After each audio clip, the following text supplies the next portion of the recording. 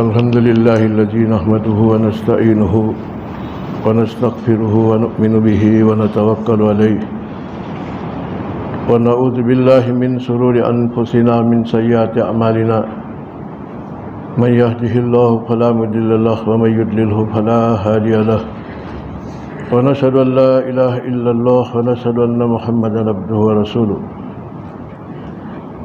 علماء کرام اور برادران اسلام،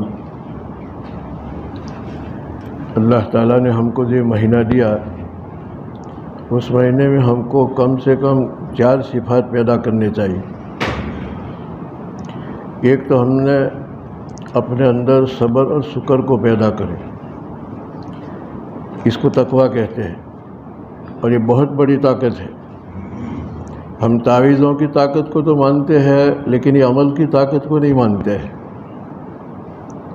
حضرت یوسف علیہ السلام کے بابت قرآن میں ہے کہ ان کے بھائیوں نے بہت کچھ نیچا کرنا چاہا. والد بزرگوار کی نظر میں اپنے کو اونچا کرنے کے لیے ان کو نیچا کرنے کی بہت محنت کی، کنویں میں ڈالا، لمبا قصہ. لیکن حق سبحانہ و تعالی حضرت یوسف علیہ السلام کو مصر کے بادشاہ بنایا. تو اللہ نے پھر یوں فرمایا کہ انہ من یتقی ویصبر فإن اللہ لا یضیع اجر المحسنین. اللہ نے فرمایا کہ جو تقوی اور صبر سے کام لیتا ہے یہ محسن ہے اللہ کی نظر میں، اور اس کو اللہ کبھی بھی برباد نہیں کرتا ہے. نہ دنیا کی مصیبتیں برباد کرے گی، نہ آخرت کی مصیبتیں برباد کرے گی. جیسے میں کہا کرتا ہوں کہ گھڑی میں رنگ رکھے واٹر پروف، اب پانی میں ڈالو تو پانی نقصان نہیں کرے گا. اگر صبر کی حقیقت سمجھ لے کوئی، صبر کیا ہے، تقویٰ کیا ہے، اس میں صبر کے ساتھ شکر، 2 چیزیں. نعمت پر شکر کرے، مصیبت پر اللہ کا حکم سمجھ کے برداشت کر لے. کہ اتنی بڑی طاقت ہے کہ اللہ نے قرآن میں دیکھو بتایا کہ یوسف علیہ السلام کو کتنا گرانا چاہا، لیکن ان کے پاس یہ 2 دولتیں تھیں. یوسف علیہ السلام کے پاس 2 دولتیں تھیں جس کو تقویٰ کہتے ہیں، صبر، شکر. تو اللہ تعالیٰ نے ان کو بلند کیا اور بھائیوں کی اسکیموں کو پھیل کر دیا. بڑی طاقت ہے. تو ایک تو یہ پیدا کرے صبر کسے کہے. قرآن میں اللہ نے یوں فرمایا کہ اگر تم اپنے اندر صبر شکر پیدا کر کے تقویٰ بناؤ گے، یجعل لکم فرقان، تو حق سبحانہ و تعالیٰ تم کو فرقان کی صفت دے گا. فرقان جانتے ہو؟ یعنی دل دماغ میں اللہ ایسی صلاحیت پیدا کرے گا کہ اللہ کو راضی کرنے والا کام کون سا ہے، اللہ کو ناراض کرنے والا کام کون سا ہے، ایسا ملکہ بن جائے گا. ایسی کیفیت بن جائے گی دماغ کی. دماغ اسی پر چلے گا کہ اللہ کو راضی کون سا کام کرتا ہے اور آخرت میں کیا کام آئے گا. یہ بڑی دولت. یجعل لکم فرقانا کا معنی یہ. دوسرا مطلب یہ ہے کہ دنیا میں جتنی قومیں ہیں، یہودی ہے، عیسائی ہے، اور قومیں ہیں، ان تمام قوموں کے اندر حق سبحانہ و تعالیٰ اس طبقے کو جو اپنے میں صبر شکر پیدا کر کے تقویٰ پیدا کرے گا، اتنی قیمتی امتیازی شان دے گا جیسے پتھروں کے ڈھیر میں ڈائمنڈ چمکتا ہو. پتھر کا ڈھیر ہے لیکن ایک ڈائمنڈ چمکتا ہے، کوہ نور کا ٹکڑا، تو ہر ایک کی نظر پڑے گی کہ یہ کام کی چیز ہے، پتھر کی طرف جان نہیں جائے گا. اگر ہم اپنے اندر یہ چیز پیدا کریں گے جو قرآن چاہتا ہے روزے کی حالت میں پیدا کرنا، لعلکم تتقون، بیٹھ لینا، سر برداشت کر لینا، نعمت پر شکر کر لینا، یہ بڑی نعمت ہے. تو حق سبحانہ و تعالیٰ فرقانی کیفیت عطا فرمائے گی. نہیں، پوری دنیا میں ہر قوم سے ممتاز ہو جائے گا. اس میں تقویٰ ہوگا تو ایک دوسرے کا لحاظ ہوگا، اور جو لحاظ کرتا ہے دنیا کی ہر قوم اس سے محبت کرتی ہے. دیکھو، محبت کا کوئی دشمن نہیں، محبت کا دنیا میں کوئی بھی دشمن نہیں، جانور بھی دشمن نہیں. محبت کی بھاشا جانور بھی جانتا ہے. ان کا حال ہی روز اس کو گھاس دلاتا ہے، پانی پلاتا ہے، محبت کرتا ہے، تو وہ جائے گا تو زبان نکال کے اس کو چاٹے گا. کوئی اور آئے گا تو سینگ مارے گا. کیوں؟ جانتا ہے کہ محبت نہیں دیتا ہے، محبت دیتا ہے. تو محبت کی زبان اور بھاشا تو جانور بھی جانتا ہے. خیر، لمبی بات ہے، مختصر ہے کہ اپنے میں صبر پیدا کریں. اور صبر کا معنی تضرع المرارہ من غیر تعبس. جنید بغدادی کو کسی نے پوچھا کہ یہ صبر صبر صبر لوگ بولتے وہ کیا؟ جنید نے کہا کہ اپنے اوپر ناگواری کے حالات آوے، طبیعت پسند نہیں کرتی ہے، برداشت نہیں کرتی، ایسے حالات آوے، منہ خراب کیے بغیر وہ کڑوا گھونٹ پی جانا، جیسے کوئی آدمی لیمو چوستا ہے تو منہ خراب کرتا ہے، تو آفت اور حالت آنے کے بعد منہ خراب کیے بغیر کڑوا گھونٹ پی جانا، یہ کڑوا گھونٹ پیا دوا گز تلخش درو فائدہ بسیارس، دوا کڑوی ہوتی ہے لیکن اس پہ فائدے زیادہ ہے۔ وہ صبر اندر جانے کے بعد کشادگی کی راہ کھولتا ہے، یعنی کشادگی کے سہولت کی آسانیوں کی راہ کھولتا ہے۔ قرآن نے فرمایا، قرآن کریم میں ہے کہ انما یوصف صابرون بغیر حساب، اللہ تعالیٰ جو صبر کی صفت پیدا کرتا ہے ان کو مرنے کے بعد قبر میں اجر ثواب دیں گے، وہ گن کے نہیں، اچک دیں گے، وہ گن نہ سکے اتنا دیں گے بغیر حساب، یوں کہیں گے کہ چلو کھوڑا دھرو آپ کو دے دوں، اس طرح سے اللہ دے گا۔ کتنی بڑی چیز یہ شہر الصبرین ہے، صبر پریکٹیکل پیدا کرنے کا مہینہ ہے۔ تو ایک تو اپنے اندر صبر پیدا کرے، یہ بڑی بات ہے اور بہت بڑی چیز ہے۔ دوسرے نمبر پر اپنے میں صدقے کی اور خیرات کی صلاحیت ڈالے، طبیعت کے اندر فیاضی پیدا کرے۔ طبیعت میں جب سماحتی ہے، فیاضی ہے، تو اس کا تعلق صرف مال سے نہیں، اگر وہ غریب ہے نے مال نہیں تو اس کی طبیعت میں فیاضی ہوگی، کسی کو بھی معاف کر دے گا، کسی کے ساتھ بھی ہنستے منہ پیش آئے گا، کیونکہ طبیعت میں سخاوت ہے۔ اور اگر مال ہوگا تو مال کے ساتھ سخاوت کا کیا ہے، سلوک کرے گا۔ تو یہ صدقہ اور سخاوت، حدیث پاک میں آتا ہے کہ حق سبحانہ و تعالیٰ جب کسی قوم پر یا کسی فرد پر غضبناک ہو جائے تو اللہ کے غصے کو ٹھنڈا کرنے کے لیے قرآن کریم اور حدیث کی روشنی کے اندر اپنے دائیں ہاتھ سے لینے بائیں ہاتھ کو بھی نہ پتہ چلے، یہ صدقہ اتنا زبردست عمل ہے۔ حدیث میں آتا ہے کہ الصدقہ تطفئ الخطیئہ کما یطفئ الماء النار، آدمی سخاوت کرتا ہے، صدقہ کرتا ہے محبت سے، ہمدردی سے، دیا کھا کے، اور اس کے دائیں ہاتھ نے دیا نے بائیں ہاتھ کو بھی پتہ نہیں چلا، وہ اتنا بڑا طاقتور عمل ہے کہ اللہ کے غصے کو ٹھنڈا کر دیتا ہے۔ اور آدمی کے گناہ کی آگ کو اس طرح سے، گناہ ایک آگ ہے جو ہم کو نظر نہ آوے لیکن دل میں لگتا ہے، نار اللہ الموقدہ تطلع علی الافئدہ، اللہ نے کہا کہ گناہ سے خاص قسم کی سوزش بے چینی پیدا ہوتی ہے اور یہ دل کو پکڑتی ہے، نار اللہ الموقدہ۔ اس لیے ایک دعا یوں آتی ہے کہ اللہ پاک میرے گناہ کو برف سے ٹھنڈا کر، جس طرح تو برف اور اولوں سے دھوتا اس طرح دھو۔ تو آدمی سوچتا ہے کہ گرم پانی سے کوئی چکناہٹ نکلتی ہے، دھوئے تو صفائی ہوتی ہے، اور دعا میں تو اللہ نے یوں دعا بتائی کہ اللہ میرے گناہ کو کیا ہے، برف اور اولوں سے ٹھنڈا کر، یعنی طاعت سے جو ٹھنڈک پیدا ہوتی ہے، اللہ کی فرمانبرداری سے جو چین اور سکون پیدا ہوتا ہے، گناہ کی نحوست سے وہ سلب ہو جاتے ہیں، ایک خاص قسم کی سوزش پیدا ہوتی ہے، گرمی پیدا ہوتی ہے۔ تو اللہ مجھے پھر وہ حالت دے دے تیری فرمانبرداری کی کہ جیسے برف کا ٹکڑا دل پر رکھا ایسا سکون واپس چلا ہے۔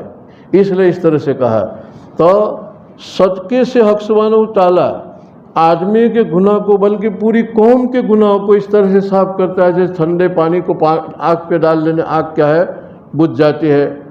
ترمذی شریف کے اندر ایک لمبی حدیث ہے، وہ حدیث کے ٹکڑے میں اللہ کے رسول صاحب نے یوں فرمایا، حدیث کے اندر صدقے کی طاقت بتاتے ہوئے اللہ کے رسول صلی اللہ علیہ وسلم نے یوں فرمایا کہ لما خلق اللہ الارض جعل تمید، اللہ نے جب دنیا پیدا کی تو یہ زمین کا گین پانی کے اوپر رکھا ہے، نیچے پانی ہے اوپر زمین کا گین ہے، تو وہ ہچکولا کھانے لگا، اس طرح سے ہلنے لگا جیسے پانی پر کوئی پٹیلی رکھے نہ ہلے۔ فخلق الجبال وقال بها علیہا، اللہ تعالیٰ نے پھر پہاڑ پیدا کیے۔ یہ پہاڑوں کی دنیا دیکھو، آسمانوں سے باتیں کرتا ہے، یہ تو اوپر کا خالی پہاڑ کا منہ ہے، جتنی زمین ہے وہاں نیچے تک پہنچا ہوا ہے پہاڑ۔ تو اللہ نے یوں فرمایا کہ پھر حق سبحانہ و تعالیٰ نے پہاڑ پیدا کر کے اس کو میخوں کی حیثیت سے ٹھوک دیا۔ فَعَذَبَتِ الْمَلَائِكَةُ مِنْ شِدَّتِهَا وَقَالَ مَنْ أَشَدُّ خَلْقًا مِنَ الْجِبَالِ، حدیث پاک میں آتا ہے کہ فرشتوں نے پہاڑ کی دنیا دیکھی تو اللہ کے سامنے تعجب سے حیران سے کہا کہ اللہ تیری قدرت میں ایسی ایسی چیزیں ہیں، یہ پہاڑ کی طاقت اور اس کے نیچے تک اور اوپر تک فرشتوں کو بہت حیرانی ہوئی، اس سے بھی کوئی طاقتور اللہ تیرے علم میں کوئی چیز ہے؟ حق سبحانہ و تعالیٰ نے فرمایا کہ ہاں میرے علم میں پہاڑ سے بھی طاقتور چیز الحدید، لوہا، فولاد، لوہا اور فولاد کا ٹکڑا اتنا طاقتور کہ مشین میں اتنے پھاوڑے فیٹ کرتے ہیں، پہاڑوں پر چلاتے ہیں، پھر وہ چلتا ہے پھاوڑا تو اتنے بڑے پہاڑ کو چھوٹے ٹکڑے کر دیتے ہیں۔ دیکھو یہ ریلوے کی پٹری کے دونوں بازو ٹکڑے کیا ہے؟ وہ لوہے کی برکت ہے، لوہے نے کیا ہے ٹکڑا کر کے دو طرف ٹکڑے بچھا دیے۔ تو فرشتوں کو پھر تعجب ہوا کہ پروردگار ہم تو یوں سمجھ رہے تھے کہ زمین پر پہاڑ ٹھوس طاقت، لیکن یہ تو اس کے اوپر بھی سوا سر بتا دیا لوہا۔ حل من خلقک شیء اشد من الحدید، اے اللہ پاک میں سوال کرتا ہوں کہ لوہے سے بھی کوئی فولادی چیز، طاقتور چیز تیرے علم میں ہے؟ اللہ نے فرمایا کہ نعم، النار، میرے پاس آگ جو ہے، آگ کا شعلہ، لوہا چاہے کتنی طاقت دکھاوے پہاڑوں کے سامنے، آگ اپنے آگوش میں لیتے ہیں تو اس کو پگھلا کے پانی کر دیتی ہے، کچھ چلتا نہیں ہے۔ تو لوہے کے اوپر آگ اللہ نے پیدا کی۔ فرشتوں کو فعذبت الملائکۃ من النار، آگ کی طاقت سے فرشتوں کو پھر کیا ہے حیرت ہوئی۔ ترمذی شریف میں روایت ہے پوری۔ اس کے بعد فرشتوں نے تعجب سے پوچھا کہ پروردگار تیرے علم میں تو ایک سے ایک طاقتور مخلوق سامنے آ رہی ہے، آگ سے بھی کوئی بیان رکھنے طاقتور کوئی مخلوق تیرے ہے مخلوقات میں؟ اللہ نے فرمایا کہ نعم الماء، پانی، آگ کتنی طاقت دکھائے لیکن جب پانی آتا ہے تو اتنی ہار مان لیتے ہیں کہ اس کا منہ بھی کالا ہو جاتا ہے، کوئلہ ہار مان لیا، اس کا منہ بھی کیا اتر جاتا ہے۔ تو پھر فرشتوں کو تعجب ہوا کہ پروردگار پانی سے بھی زیادہ کوئی طاقتور تیرے علم میں کوئی مخلوق ہے؟ ہم تو ایک سے ایک طاقتور مخلوق پروردگار دیکھ رہے ہیں۔ اللہ نے فرمایا کہ نام الریح، ہوا کا جھونکا، جب تیز تند ہوائیں سمندروں میں چلتی ہے تو پانی کو چین نہیں آتا، ادھر سے ادھر نے ادھر سے ادھر، کبھی کناروں کے اوپر چلا جاتا ہے، کبھی ادھر لے جاتی ہے۔ تو ہوا کی طاقت کے سامنے پانی بھی کچرا، ہیچ، کوئی طاقت نہیں۔ پھر فرشتوں نے تعجب سے پوچھا کہ پروردگار یہ تو کیا ہوا کی طاقت کہ پانی کا بھی نہیں چلتا ہے، جو پانی آگ کے سامنے طاقت دکھاتا ہے، لیکن ہوا چلتے ہے تو کیا ہے اس کو قرار نہیں رہتا ہے، بے چینی ہو جاتی ہے، ادھر سے ادھر نے ادھر سے ادھر، کیا اس سے بھی کوئی طاقتور چیز اے اللہ تیرے علم میں ہے؟ اس وقت حضرت نبی پاک ہم نے فرمایا، حدیث قدسی ہے کہ اللہ نے یہ فرمایا کہ ایک مومن ایمان کے بعد اپنے دائیں ہاتھ سے کسی غریب کا بھلا کرتا ہے، بائیں ہاتھ کو بھی پتہ نہیں چلا، اتنا چھپایا کہ اپنی عورت کو بھی نہیں کہا، اپنے قریبی دوستوں کو بھی نہیں کہا کہ فلاں کا میں نے کام کر دیا۔ یہ صدقہ اتنا طاقتور ہے کہ دنیا کی ساری طاقتیں اس کے ہاتھ کے نیچے وہ اس کی بالادستی ہے۔ دیکھو کتنی بڑی چیز ہے۔ تو ایک تو رمضان میں ہم صبر کو پیدا کریں، شکر کو پیدا کریں، اور نہ دل چاہے تو بھی کسی کو دے کر دینے کی عادت ڈالیں، یہ بڑی طاقت ہے۔ صدقہ، حدیث میں آتا ہے کہ المرء تحت ظلال صدقتہ، انسان جیتا ہے اپنے صدقات خیرات کے چھاٹے کے نیچے۔ دیکھو تیز دھوپ ہو اور ایک آدمی دھوپ سے بچنے کے لیے چھاتا لے کے نکلتا ہے تو اس کے سر کی حفاظت کر لے گا چھاتا، اور دھوپ کس پر پڑے گی؟ اس کے چھاتے پر پڑے گی۔ صدقہ، آج تو ٹیکنالوجی کا زمانہ ہے، آدمی ہر چیز سمجھ جاتا ہے جو عقل سے دور ہے۔ یہ صدقہ ایک عمل ہے، لیکن وہ عمل اس کے سر کے اوپر نظر نہ آئے تو بھی کیا بن جاتا ہے؟ چھاتا بن جاتا ہے۔ اب جب کوئی بلا آسمانی اترتی ہے تو اس کی حفاظت ہو جاتے ہیں، اس کے اوپر سے ادھر یا ادھر گرتی ہے بلا، اور اس کی حفاظت، اس کو کہے المرء تحت ظلال صدقتہ، انسان اپنے صدقے کے سائے کے نیچے زندگی گزارتا ہے۔ ایک آدمی کے بابت لکھا ہے، بزرگ تھے کہ اپنے گھر سے صبح کو نکلے تو کچھ نہ کچھ کسی کو دینے کے لیے لے کے نکلتے تھے۔ ایک دفعہ درہم دینار تھا نہیں، اشرفی تھا نہیں، تو اپنے کچن میں گئے تو کچھ کچن کے کھانے پینے کے چیز تھے، اس کو کیا ہے دبوچا چتھرے میں اور اس طرح سے آستین میں لے کے نکلے۔ راستے میں کوئی ملا تو اس کو دے دیا۔ ساتھی نے پوچھا کہ حضرت یہ کیا کیا؟ کہ میری عادت ہے کہ زندگی میں روزانہ میں آنکھ کھول کے اپنی آنکھ کو اور بدن کو یوز کرنے سے پہلے کسی کا بھلا کرتا ہوں، پھر اپنی کیا ہے زندگی کا لفظ شروع کرتا ہوں۔ آج میرے پاس کچھ دینے کا تھا نہیں تو میری عادت کے موافق میں محروم نہ رہوں، تو کم سے کم کچن میں کوئی کچھ کھانے کی چیزیں کہ کوئی نہیں ملے گا تو جانور کو بھی دے دوں گا۔ ان لوگوں نے فضیلت کو سمجھا۔ تو دیکھو حدیث میں آتا ہے کہ المرء تحت ظلال صدقتی، ایک حدیث میں نبی پاک صاحب نے فرمایا بادروا بالصدقہ فإن البلاء لا يتخطى الصدقہ۔ آپ نے فرمایا کہ اگر تم سے ہو سکے تو زندگی باقی ہے تو صدقہ دینے میں جلدی کرو، صدقہ دینے میں جلدی کرو۔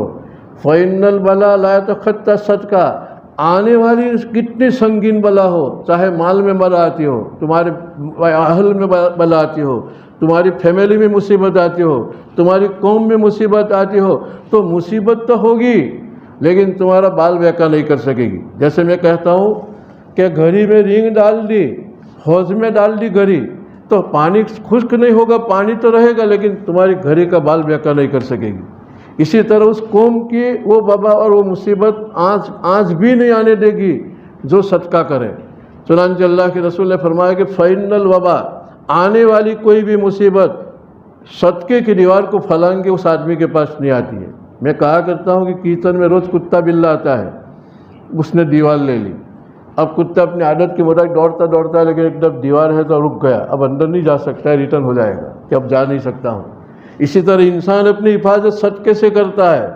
یہ نبی پاک صلی اللہ علیہ وسلم نے فرمایا، بلکہ قرآن کریم میں تو کس انداز سے اللہ نے فرمایا انفقوا من قبل ان یأتی احدکم الموت فیقول لولا اخرتنی الی اجل قریب فاصدق واکن من الصالحین۔ ایک آدمی گنہگار ہے، قبر میں اتار دے اس کی میت، چاروں طرف قبر کی دیواریں دیکھ کے اپنے گناہوں کی لائن دیکھ رہا ہے، گھبرا گیا، اس وقت وہ تمنا خالی اتنی کرے گا کہ اللہ 5 منٹ دے دو، میں دنیا میں جا کے صدقہ کر کے ابھی آتا ہوں، فاکن من الصالحین، تاکہ میں ایمرجنسی نیک بن جاؤں۔ راتوں رات کسی کو کیا ہے، کوئی برے آدمی کو بھلا بننا ہے، راتوں رات نیک بننا ہے۔ تو میری بات نہیں، قرآن کی بات۔ قرآن نے فرمایا انفقوا من قبل ان یأتی احدکم الموت، موت آنے سے پہلے اگر اللہ نے توفیق دیا ہے تو کچھ کسی کو دے دو، کسی کو بھلا کر دو۔ لولا اخرتنی، کل قیامت کو مرنے کے بعد تو یوں کہے کہ پروردگار تھوڑی مہلت دے دے، فاصدق، میں صدقہ کروں، واکن من الصالحین، اور نیک بن کے آؤں۔ صاحب عبارت النجم، میں صدقہ کروں۔ ایک آدمی بھلا نہیں ہے، شیطان نے اپنے پنجے میں لے لیا ہے، برا بن چکا ہے، اب اس کو توبہ کی توفیق ہوئی، اس کو اللہ کے یہاں نیکوں کے فہرست میں نام لکھانا ہے۔ قرآن کریم کی آیات کی روشنی میں وہ چپکے صدقہ کر کے کسی کا بھلا کرے گا، فیکن من الصالحین، تو نیک لوگوں میں سے ہو جائے گا، اللہ تعالیٰ اس کو صالح کے اندر کیا ہے لکھے گا۔ یہ کتنی بڑی بات ہے۔ اور دوسری بات، ہم گارے پسینے کا صدقہ کرتے ہیں، ایک کڑوی بات۔ جس طرح نماز تحریمہ باندھنے کے بعد کوئی آدمی زور سے ہوا خارج کرے تو اس کی نماز ختم ہو گئی، گناہ ہوگا، اگر بات کر دی تو اس کی نماز باطل ہو گئی۔ اسی طرح ہمارے صدقات بھی باطل ہو جاتے ہیں۔ قرآن نے فرمایا لا تبطلوا صدقاتکم بالمن والاذی، اگر تم نے کسی کا بھلا کیا ہے تو احسان جتلا کے تم نیکی کے بجائے برائی سر پہ مت لو۔ اگر کوئی آدمی کسی کا کام نکال دے لیکن 2 آدمیوں کا آگے کہتا ہے کہ فلاں کا میں نے کام نکال لیا، تو ثواب کے بجائے کیا ہے گناہ ہوگا، سنگین گناہ۔ حدیث میں آتا ہے کہ حق سبحانہ تعالیٰ قیامت کے دن چند آدمیوں کی طرف رحمت کی نظر سے دیکھیں گے بھی نہیں، جب رحمت کی ضرورت پڑے گی، اور ان میں سے ایک ہے المنان، صدقہ کرنے کے بعد، خیرات کرنے کے بعد، کسی کا کام نکالنے کے بعد دوسروں کو کہتا پھرے یا اس کے اوپر احسان جتلائے، بہت خطرناک گناہ ہے۔ اب اللہ میاں رحمت سے نہ دیکھے قیامت کے دن تو احسان جتلانا کتنا بڑا۔ لا تبطلوا صدقاتکم بالمن والاذی، کسی کو تکلیف دی، ان کو کچھ مدد کر دی، اب دباؤ میں بیچارہ آ گیا، اب دباؤ میں آ گیا تو ان سے کام لیتا ہے، ان کو نہیں کرنا ہے، اس کی طبیعت نہیں چاہتی، ایسا بھی کام لیتا ہے، تو یہ صدقہ نہیں ہے، یہ گناہ تک پہنچنے کی لائن ہے۔ تو جیسے نماز فاسد ہو جاتی ہے بے وضو سے، یا وضو توڑنے سے، یا ہوا خارج کرنے سے، پیشاب کر دینے سے، نماز کی حالت میں اگر صدقہ خیرات پیسے آنے کی کمائی کا ہم کرتے ہیں، لیکن فلاں کو دیکھو اس بڑی حدیث میں اللہ کے رسول نے کیا فرمایا، دائیں ہاتھ دے تو بائیں ہاتھ کو بھی پتہ نہ چلے۔ وہ اتنی بڑی طاقت ہے کہ ہوا سے بھی زیادہ، پانی سے بھی زیادہ، آنکھ سے بھی زیادہ، لوہے سے بھی زیادہ، پہاڑوں سے بھی زیادہ، یعنی پوری دنیا سے زیادہ کوئی طاقتور ہے تو صدقے کی ہے۔ لیکن آپ نے شرط لگائی کہ دائیں ہاتھ کا عمل بائیں بھی پوچھتا رہے، بائیں ہاتھ بھی دیکھتا ہے کہ کیا کیا دائیں ہاتھ نے، اسے عورت کو بھی پتہ نہ چلے۔ جتنا اس کے اندر خلوص پیدا ہو جائے گا، حدیث میں آتا ہے کہ صحابہ کا یکمشت صدقہ بعد والوں کا پہاڑ جیسا سونے کا صدقہ کرے پھر بھی نہیں پہنچے گا، کیونکہ وہ اس طرح سے دیتے رہے جس طرح اللہ نے کیا۔ اور اللہ نے قرآن میں فرمایا کہ جو لوگ خیرات کرتے ہیں دکھلانے کے لیے، کمثل صفوان علیہ تراب فاصابہ وابل فترکہ صلدا لا یقدرون علی شیء مما کسبوا، ان کی مثال ایسی ہے کہ چکنے پتھر کے اوپر چپٹی مٹی پڑی ہے، چکنے پتھر کے اوپر تھوڑی سی مٹی پڑی ہے، اس مٹی میں کسی نے بادام پستہ بویا کہ میں کل بادام پستہ کے درخت اگیں گے، اتنے میں زور کی بارش آئی، تو اتنی زور کی بارش آئی کہ مٹی بھی دھل گئی اور بیج بھی دھل گئے، پتھر صاف۔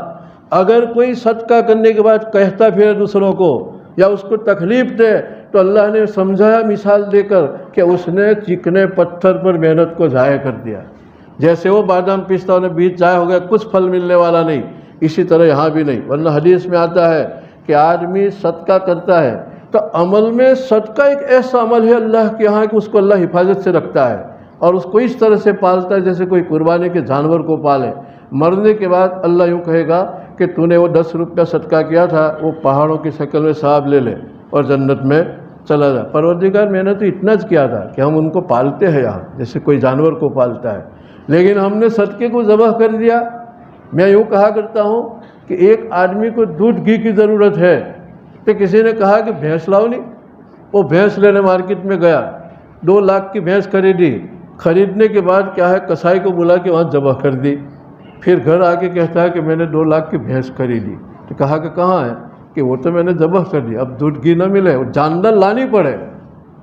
اگر تو نے رستے میں بھینس کو ذبح کر دیا اور پھر دودھ بھی دھنتا ہے نہ ملائی بھی دھنتا ہے، کچھ بھی نہیں ملے گا، یہ اسی وقت ملے گا کہ تو جاندار اس کو لاوے۔ قرآن میں ہے کہ من جاء بالحسنہ، نیکی کر کے نہ آوے، نیکی لے کے آوے۔ نیکیاں کرنا بہت آسان، کوئی بھی نیکی تو کر لے، لیکن مرتے دم تک اس کو سنبھالنا، اس کی حفاظت سے رکھنا، یہ زگر گردے کی کام ہے۔ اللہ جس کو توفیق دے وہی کیا ہے اس کو حفاظت سے رکھتا ہے۔ قرآن یوں فرمایا کہ جو نیکی لے کے آئے گا اس کو جنت ملے گی، جو نیکی کر کے نہیں، بھینس خریدی لیکن ذبح کر دی، بھینس زندہ گھر پہ لے کے کھوٹ تک آ کے باندھے تو دودھ ملے، گھی ملے اور چھاچ ملے، ورنہ کچھ بھی نہ ملے۔ ایک آدمی کو گھوڑا چاہیے لیکن راستے میں گھوڑا کیا ہے ذبح کر دیا، تب کیا ہے سفر کی تھکان سے حفاظت نہیں ہوگی، سفر کی تھکان سے بچنا ہو تو زندہ گھوڑا گھر پہ چاہیے تو جا کے آنے جانے میں راحت رہے گی۔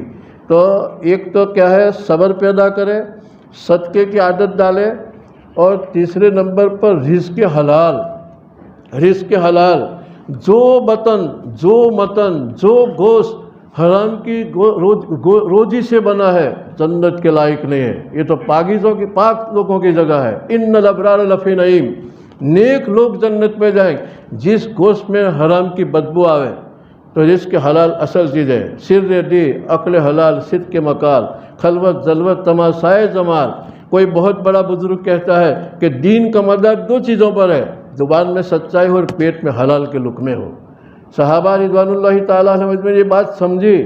ابو بکر صدیق رضی اللہ تعالیٰ عنہ سے ایک خالی دانہ منہ کے اندر چلا گیا تو یوں کہا کہ ابو بکر جان کے ساتھ نکالے گا، جان کے ساتھ۔ شدت بھوک کے اندر کیا ہے کھجور کا دانہ کھا لیا، پھر پتہ چلا کہ میرے لیے حرام تھا تو پانی پیانے انگلی ڈال کے کہا کہ ابو بکر جان کے ساتھ نکالے گا۔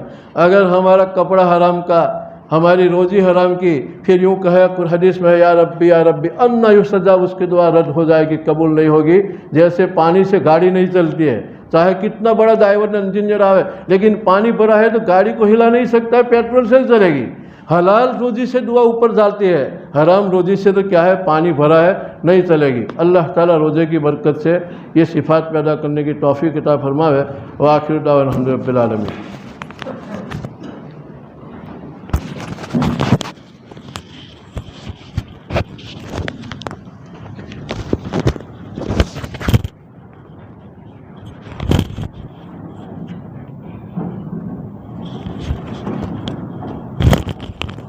محترم حضرات،